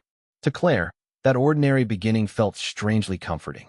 She introduced herself to co-workers who knew nothing about the elegant galas she once attended.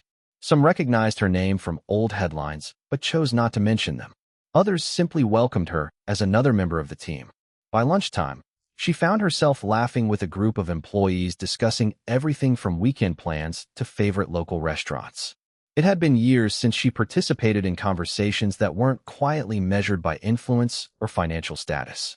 Watching engineers, technicians, accountants, and interns eat together without concern for titles reminded her of the small community where she and Daniel had first fallen in love. Somewhere along the way, she had forgotten that success could exist without constant competition. Here, people celebrated one another's accomplishments because they genuinely wanted everyone to succeed. It wasn't perfect. Deadlines were demanding. Expectations were high. But unlike the world she had left behind, respect wasn't reserved for those with the largest office or the most expensive watch. Daniel remained exactly as he had promised during the interview. Inside the company, he was simply the CEO. He never called Claire into private meetings without reason. He never offered favors or easier assignments. If anything, he appeared almost more careful with her than anyone else, making certain every decision involving her work remained transparent. Claire appreciated that more than she expected. It allowed her to earn the trust of colleagues naturally instead of constantly wondering whether they believed she received special treatment because of her history with Daniel. Weeks turned into months, and her work began attracting positive attention. She helped reorganize community outreach programs, strengthen partnerships with local schools, and develop communication campaigns highlighting the company's scholarship initiatives for students pursuing engineering careers. For the first time in many years, compliments she received were directed towards something she had personally accomplished rather than toward the image she represented beside someone else's success. One afternoon, while reviewing project reports, a younger coworker stopped by her office and smiled. "You've made this department feel completely different," he said. "People actually look forward to these outreach events now." Claire thanked him politely, but after he left, she sat quietly staring at the computer screen. Years earlier, she would have measured success by magazine covers, luxury vacations, or invitations to exclusive gatherings. Now, a simple compliment from a coworker carried more meaning than any headline ever had. It wasn't because the recognition was larger. It was because, for the first time in decades, it belonged entirely to her. Although Daniel remained professional, there were moments when fragments of their shared past quietly resurfaced. Occasionally, they crossed paths in the company cafeteria. Sometimes they attended the same leadership meetings discussing new projects in underserved communities. Their conversations rarely extended beyond work. Yet Claire noticed something remarkable. Daniel treated everyone with the same patience he showed her. Whether speaking with senior executives or employees just beginning their careers, he listened with complete attention. He remembered birthdays, asked about sick family members, celebrated promotions personally, and regularly visited manufacturing floors to thank workers whose names most CEOs would never learn. Claire found herself observing him from a distance more often than she intended. She realized success had amplified the qualities she once admired instead of replacing them. Wealth had not changed Daniel's character. It had simply given him greater opportunities to express it. One afternoon, she overheard two longtime employees discussing him outside a conference room. "You know," one said quietly, "Mr. Harper still pays tuition for the children of one of our machinists who passed away years ago. The family wanted to keep it private, but he insisted the kids stay in school." The other employee nodded. "That's just who he is. Half the things he does around here never make the news because he doesn't want them to." Claire pretended to continue reading documents in her hands, but those words settled deeply inside her. She wondered how many acts of kindness Daniel had quietly performed while the world celebrated louder, more visible displays of wealth from people like Gregory. Several months later, the company hosted its annual Community Appreciation Dinner, inviting employees, scholarship recipients, local business owners, educators, and nonprofit leaders to celebrate another successful year. Unlike the extravagant galas Claire once attended, this gathering focused less on prestige and more on gratitude. Families filled the banquet hall. Children laughed while proudly introducing parents to teachers whose programs had been funded through company grants. Veterans employed by the manufacturing plants shared stories with young apprentices beginning their careers. Claire spent most of the evening helping coordinate the event before finally taking a seat near the back of the room as Daniel stepped to the podium. He thanked employees for their dedication, praised community partners, and reminded everyone that no company's true value could ever be measured solely by revenue. "If the communities around us aren't stronger because we exist," he said, "then we've misunderstood what success is supposed to accomplish." The audience responded with warm applause. Claire smiled quietly, recognizing the same young man who once repaired strangers' roofs after storms simply because someone needed help. Success had given him resources, but compassion remained the foundation beneath everything he built.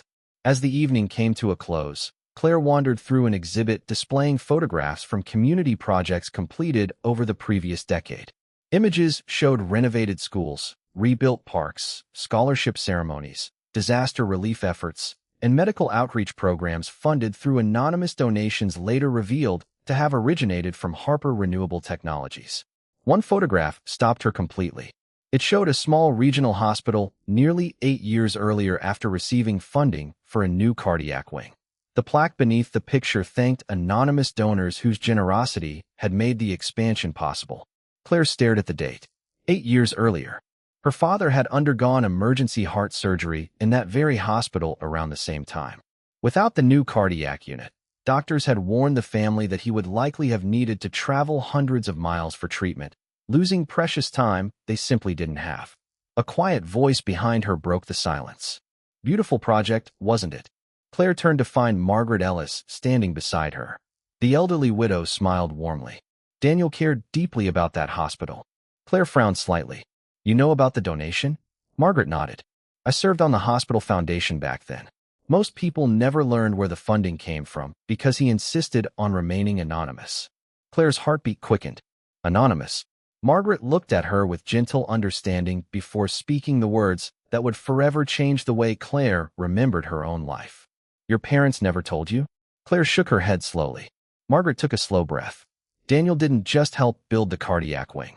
When your father's insurance stopped covering part of his treatment, Daniel quietly paid the remaining medical expenses himself. He made the hospital promise never to reveal his name.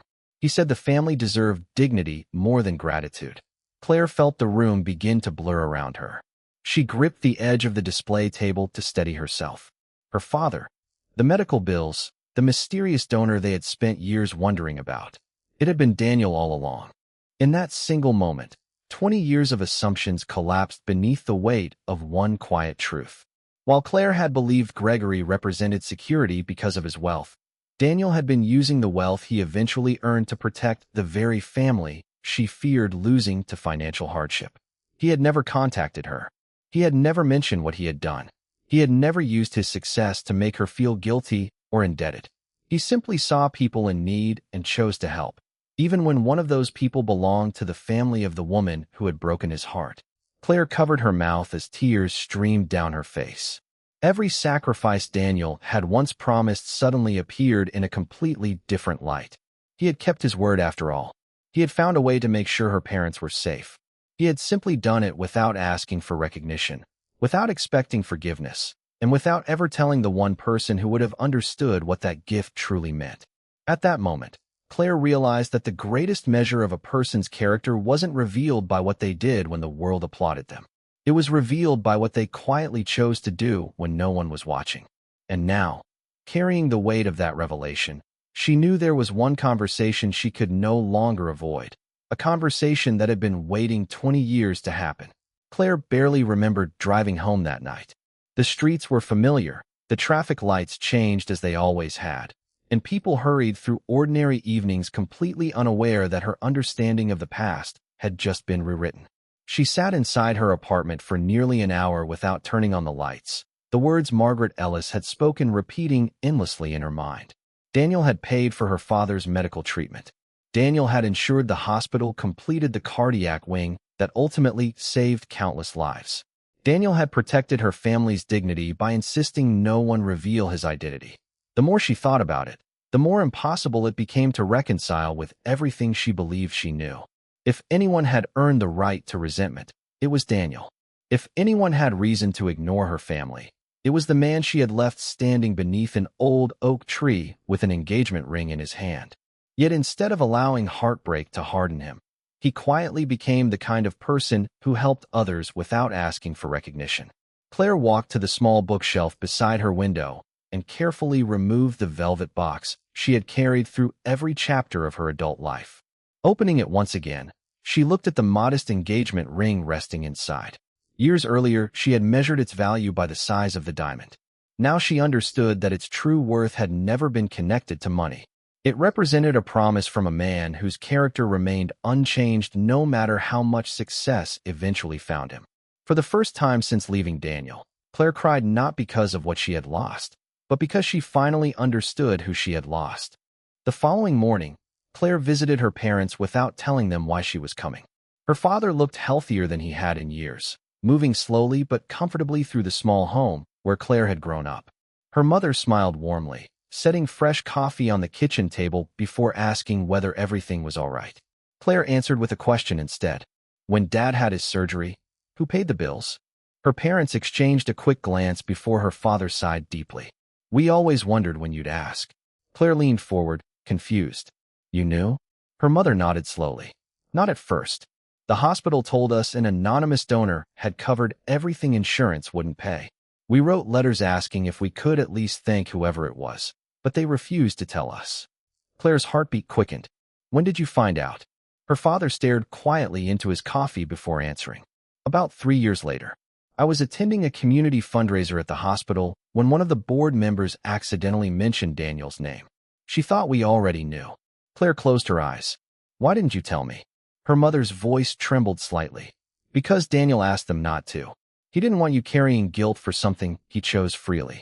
He said helping us had nothing to do with winning you back. He simply believed your parents shouldn't suffer because life hadn't turned out the way any of you expected. Silence filled the kitchen. Claire felt every wall she had built around herself over the past 2 decades slowly crumble. She realized Daniel had protected not only her family, but also her peace, even after she had shattered his. Her father reached into a drawer beside the kitchen table and carefully removed an old envelope, its edges softened by time. There's something else, he said quietly. Inside rested a handwritten note folded neatly in half. Claire recognized Daniel's handwriting immediately. Her hands trembled as she unfolded the paper. The letter was dated only a few days after her father's surgery.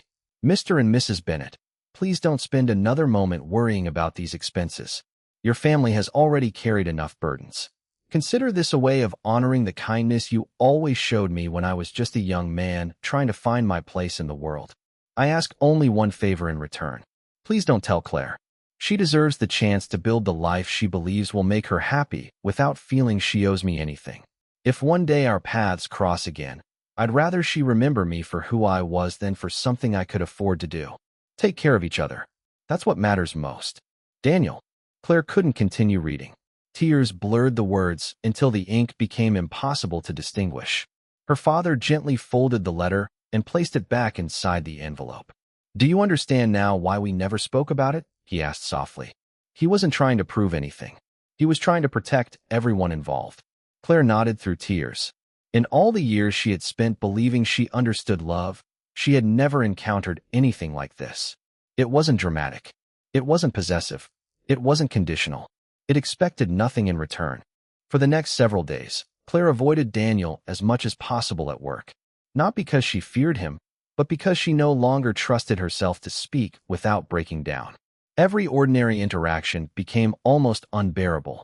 Watching him greet employees by name, stopping to ask about a technician's recovering daughter, congratulating an intern accepted into graduate school, or patiently listening to ideas from junior staff, reminded Claire that the generosity she had discovered wasn't an isolated act. It was simply who Daniel had become. One afternoon, while reviewing reports in her office, she noticed Daniel walking through the manufacturing floor below. Instead of heading directly toward another executive meeting, he stopped beside an older maintenance worker struggling to repair a loading dock door. Still wearing his tailored jacket, Daniel removed it, rolled up his sleeves, and spent nearly 40 minutes helping the man fix the equipment before quietly continuing with the rest of his day. Nobody applauded. No cameras recorded the moment. Most employees probably didn't even notice. But Claire did. She stood silently behind the office window, realizing that wealth had never changed Daniel because money had never been the source of his identity. Character was. Late that Friday evening, after nearly everyone else had gone home, Claire found Daniel standing alone on the rooftop terrace overlooking the city skyline. The sun had already disappeared, leaving only the glow of office buildings stretching toward the horizon. For several moments, she simply stood beside him without speaking. Daniel smiled gently. "Long week?" he asked. Claire nodded, unable to trust her voice. Finally, she whispered, "Why didn't you tell me?" Daniel looked at her, genuinely puzzled. "Tell you what?" Claire swallowed hard. "About my father. About the hospital. About everything you did." Daniel's expression softened. He looked back toward the city lights before answering. "Because it wasn't something I did for recognition." Claire shook her head, tears filling her eyes once more. "You let me spend years believing." Her voice cracked. "You let me believe you had walked away." Daniel interrupted gently. "Claire, I did walk away. I just didn't walk away from the kind of person I wanted to be." Those words settled into the quiet evening with extraordinary weight. Claire searched for something to say, some apology large enough to bridge 20 years of regret, but every sentence seemed too small. Daniel turned toward her with the same calm kindness she had seen since the day she joined the company. "The past can't be rewritten," he said softly. "But it doesn't have to keep deciding who we become." Claire lowered her head, overwhelmed by the grace of a man who had every reason to hold on to bitterness but had chosen something far more difficult. She had come hoping to apologize. Instead, she left carrying a lesson that would stay with her for the rest of her life. Sometimes the strongest people are not those who never experience heartbreak, but those who refuse to let heartbreak determine the way they treat others. The only question remaining was whether two people shaped by 20 years of separate journeys could ever find peace, not by reclaiming what had been lost, but by discovering what still remained. The conversation on the rooftop changed something neither Claire nor Daniel tried to define. They didn't suddenly become the couple everyone secretly hoped they would be. Life rarely unfolds that neatly, especially after 2 decades of separate journeys, broken dreams, and lessons learned the hard way. Instead, something quieter began to grow between them. It started with ordinary conversations after meetings that lasted a few minutes longer than necessary. They discussed community projects, shared ideas about expanding scholarship programs, and occasionally laughed over memories from their hometown that no one else in the company would have understood. Claire noticed that Daniel never once brought up the day she rejected his proposal. He never reminded her of the wedding she chose over him. He never mentioned Gregory unless a business conversation required it. It was as though he had buried every reason to seek revenge years earlier and had no interest in digging them back up. Claire admired that restraint more than any business accomplishment listed in magazines. She had spent years believing strength meant winning, accumulating, and protecting what belonged to you. Daniel quietly demonstrated that real strength often meant letting go of the need to prove you were right. The realization humbled her in ways no public scandal ever could. Months passed, and Harper Renewable Technologies announced an ambitious expansion into several struggling manufacturing towns that had lost thousands of jobs over the previous decade. Rather than outsourcing production overseas to maximize profits, Daniel insisted on reopening abandoned facilities across communities where unemployment had remained painfully high for years. Financial analysts questioned the decision, arguing that cheaper options existed elsewhere. During a board meeting attended by investors and senior executives, one shareholder openly challenged Daniel's strategy. "You're sacrificing millions in potential profit," the investor argued. "Why invest in towns that larger corporations have already abandoned?" Daniel remained calm before answering. "Because people's expenses aren't minimized. They're the reason companies exist in the first place." The room fell silent. Claire watched from the far end of the conference table as Daniel continued explaining that long-term success depended on strengthening communities rather than exploiting them. His reasoning wasn't based only on economics. It reflected values shaped long before he ever became wealthy. Listening to him speak, Claire remembered the young mechanic who had stayed behind after storms to repair strangers' homes without expecting payment. Success hadn't rewritten Daniel's character. It had simply expanded the reach of his compassion. Walking out of the meeting later that afternoon, Claire realized she had spent years chasing people with influence when the most influential person she had ever known had quietly been standing beside her all along. One evening, while reviewing old community outreach files, Claire came across an application submitted years earlier by a high school student who had received one of the company's first engineering scholarships. Curious about the outcome, she searched the organization's internal records. The student had graduated at the top of his university class and now worked as a senior engineer designing renewable energy systems for hospitals serving low-income communities. She continued reading similar stories. Another scholarship recipient had founded a nonprofit teaching robotics in underfunded schools. Another had developed affordable water purification technology now used in disaster relief efforts across several states. None of these achievements had generated major headlines. They hadn't gone viral online or appeared on national television. Yet together they represented hundreds of lives permanently changed because someone believed opportunity should be shared rather than collected. Claire quietly closed the file and stared out her office window. Gregory's success had once been measured by acquisitions, luxury properties, and investment portfolios. Daniel's legacy was measured by people whose names most of the world would never know. One created impressive buildings. The other quietly built futures. For the first time in her adult life, Claire understood the difference between being rich and creating lasting wealth. Around that same time, a journalist contacted Harper Renewable Technologies requesting an exclusive interview celebrating the company's anniversary.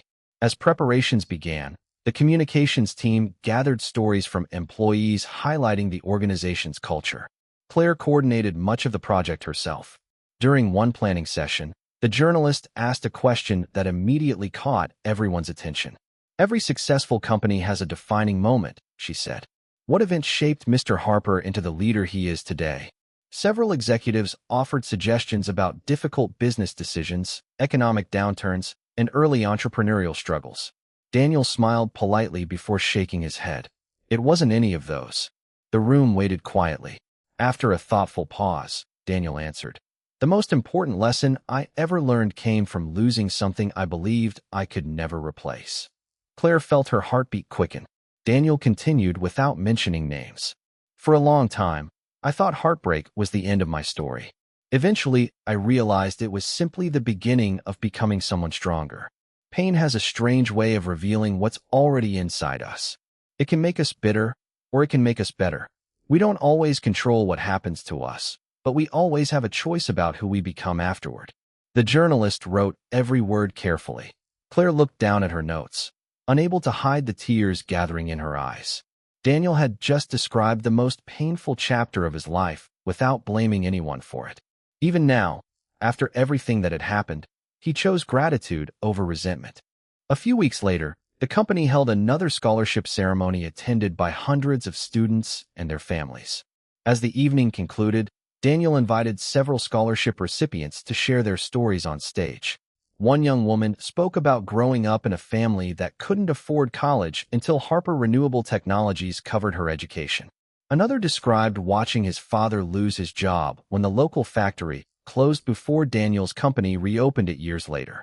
Every story reflected hope restored through opportunities someone else had quietly created. Near the end of the ceremony, Daniel stepped back to the podium one final time. Instead of speaking about business achievements, he looked across the audience and said, "Many people spend their lives asking how much success they can accumulate. I've learned a different question matters far more. How many lives have become better because you were here?" The applause lasted several minutes. Claire remained seated, unable to join immediately because emotion had tightened her throat. She realized Daniel wasn't speaking only to graduates or employees. Without knowing it, he was speaking directly to her. For 20 years, she had measured life through the lens of what she could gain. Daniel had spent those same 20 years measuring life by what he could give. Later that evening, after guests had departed and volunteers finished clearing the hall, Claire found Daniel sitting alone near the stage, quietly looking over thank you letters written by scholarship recipients. She walked toward him carrying the small velvet box that had traveled with her through every chapter of her adult life. Daniel looked up, surprised to see it resting in her hands. Claire placed it gently on the table between them before taking a slow breath. "I've carried this for 20 years, she said softly. At first because I couldn't bring myself to throw it away. Later because it reminded me of the worst decision I ever made. Daniel looked at the familiar box, but didn't open it. Claire continued, her voice trembling. For years I believed this ring represented everything I gave up. I was wrong. She gently pushed the box toward him. It represents the kind of man you were long before success found you. And it reminds me that I confused wealth with value. Daniel remained silent, listening carefully. Claire wiped away a tear before speaking the words she had waited decades to say. I'm not asking for another chance. I don't have the right to ask that. I only wanted you to know that if I could live my life again, I would choose differently. The room became completely still. Daniel slowly opened the velvet box, looked at the ring for several seconds, then closed it again. He smiled with quiet warmth before placing the box back into Claire's hands. Keep it, he said gently, echoing the words he had spoken beneath the old oak tree 20 years earlier. Not as a reminder of your greatest mistake. Keep it as proof that people can learn, grow, and become better than they once were. Claire looked at him through tears, realizing that the greatest gift Daniel had ever given her wasn't forgiveness. It was freedom from believing that regret had to define the rest of her life. And in that quiet moment, surrounded by nothing more than empty chairs and fading lights, two lives forever changed by one painful decision, finally found something they had both been searching for all along. Not the chance to return to the past, but the peace to walk into the future without being chained to it. The months that followed became the quietest and, in many ways, the most meaningful chapter of Claire Bennett's life. There were no newspaper headlines announcing dramatic reconciliations. No magazine covers celebrating unexpected romances. No grand public declarations designed to satisfy the curiosity of people who had followed their stories from a distance.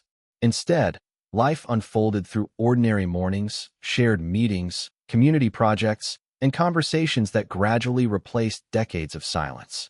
Claire continued earning respect inside Harper Renewable Technologies through consistent work rather than reputation.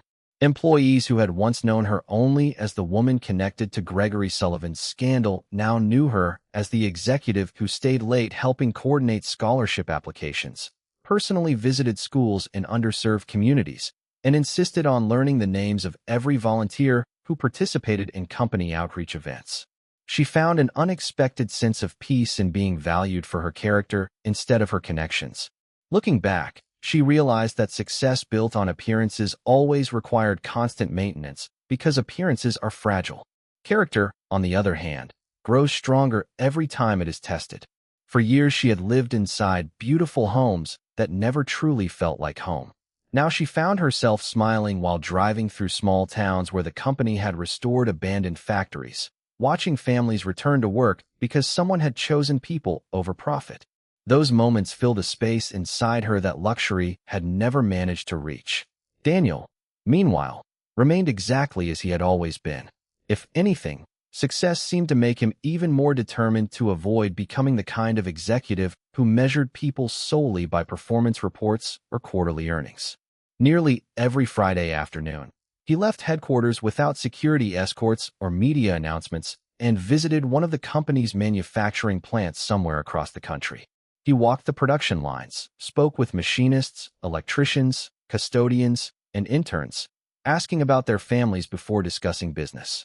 Claire accompanied him on several of those visits as part of the communications team, and she noticed something remarkable.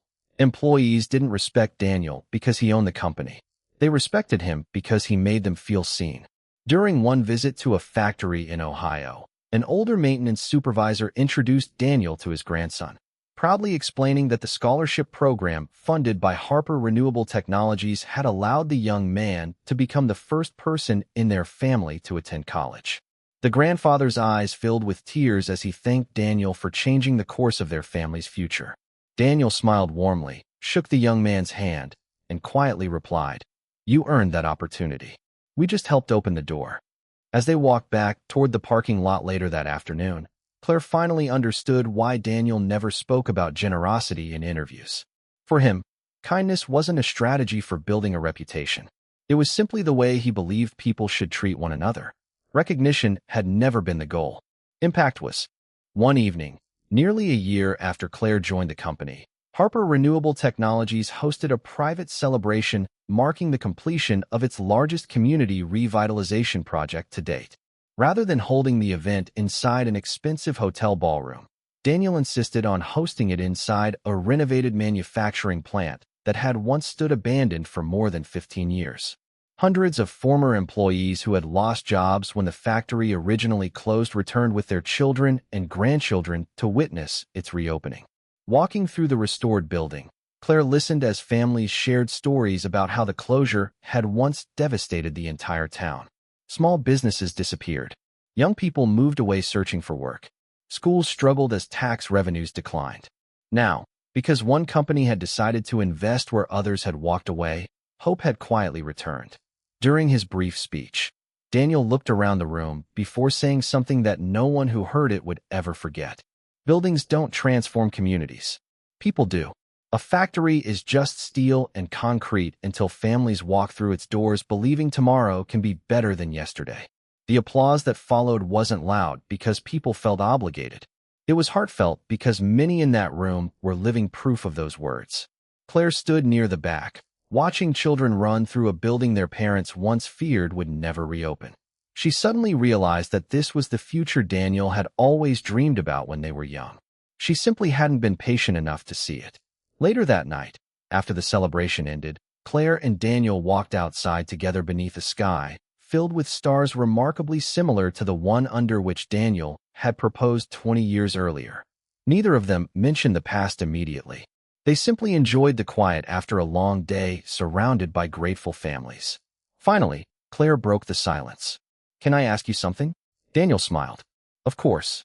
She hesitated before continuing. "After everything that happened, after all these years, did you ever hate me?" Daniel looked toward the distant lights of the factory before answering. "For a while, I was angry. Mostly because I thought I'd lost the future I'd spent years imagining." He paused thoughtfully. "But anger is exhausting, Claire. It asks you to keep reliving the same painful moment over and over again. Eventually, I realized that if I kept carrying it, the person I'd hurt most would be myself." Claire listened quietly. "So you just forgave me?" Daniel shook his head gently. "Forgiveness isn't something that happens all at once. It's a decision you keep making every time the memory returns." Those words settled deeply inside Claire because she recognized something familiar. For years, she had believed forgiveness was a gift offered only to someone who deserved it. Daniel had discovered something very different. Sometimes forgiveness is offered because the person giving it deserves peace. As they reached the parking area, Claire stopped walking. She looked at Daniel with the quiet confidence of someone no longer trying to hide from the truth. "There's one more thing I've wanted to say," she began softly. "Not because I'm hoping you'll change your life for me, but because I don't want another day to pass without saying it honestly." Daniel waited patiently. Claire smiled through tears that no longer came from regret alone. "You were never the poor man I walked away from. I was the one who couldn't see how rich I already was." Daniel looked at her for several long seconds before smiling in return. "We were both young," he said gently. "We both had things to learn." Claire nodded. "Maybe, but some lessons cost more than others." Daniel laughed quietly, the same warm laugh she remembered from the earliest days of their relationship. "That's true." For a moment, neither of them spoke. Then Daniel extended his hand. Claire looked at it curiously before taking it. "Come on," he said with a smile. "Let's go home." The word home struck Claire in a way it never had before. Years earlier, she believed home was a mansion overlooking beautiful hills. Later, she believed it was a luxury apartment filled with expensive furniture. Standing beside Daniel that night, she finally understood that home had never been a place. It was the peace people create through honesty, loyalty, and compassion. As the years passed, Claire never became Daniel's wife again. Life didn't erase every consequence of the choices they had made, and neither of them pretended the past had never happened. What they built instead was something equally meaningful, a friendship rooted in truth, mutual respect, and shared purpose. Together, they expanded scholarship programs, rebuilt struggling communities, and quietly changed thousands of lives without seeking attention for themselves. Whenever reporters asked Daniel what inspired his commitment to helping others, he always smiled before giving the same simple answer. "Life gave me opportunities one never expected. The least I can do is make sure someone else receives one too." He never mentioned Claire. He never mentioned heartbreak. Some stories, he believed, belonged in people's hearts rather than in newspaper interviews. Years later, after Daniel peacefully passed away surrounded by family, close friends, and the employees who loved him like one of their own, Claire stood once again beside a hospital bed. The room was quieter than it had been on the day this story began. She gently placed the small velvet ring box on the bedside table before resting her hand beside his. This time, there were no unanswered questions left between them, no words trapped by pride or fear. She looked at the man who had transformed unimaginable heartbreak into a lifetime of kindness and whispered through tears, "You were right. Love was always enough. I just understood it too late." She kissed his forehead gently before walking toward the window where morning sunlight began breaking through the clouds after a long night of rain. Looking outside, she smiled for the first time that day, not because the pain had disappeared, but because gratitude had finally become stronger than regret. The story of Claire Bennett and Daniel Harper spread quietly over the years, not because it was filled with scandal or extraordinary wealth, but because it reminded people of something the world often forgets. Money can buy comfort, influence, and beautiful things, but it cannot purchase integrity, loyalty, compassion, or the peace that comes from loving someone with your whole heart. Claire spent years chasing a life that looked successful, only to discover that genuine wealth had been standing beside her from the very beginning. Daniel lost the woman he loved, yet refused to lose the kindness that defined him. In the end, that became the greatest victory of all. So before you leave today, ask yourself one simple question. If you were standing where Claire once stood, would you recognize the value of the people in your life before it's too late? Or would you spend years discovering that the richest treasures are often the ones money can never buy? If this story touched your heart, let us know your thoughts in the comments below. Have you ever seen someone choose wealth over love, only to regret it later? We'd love to hear your perspective. And if you enjoy stories that remind us what truly matters in life, don't forget to subscribe, because the next story may change the way you see the world just as much as this one did.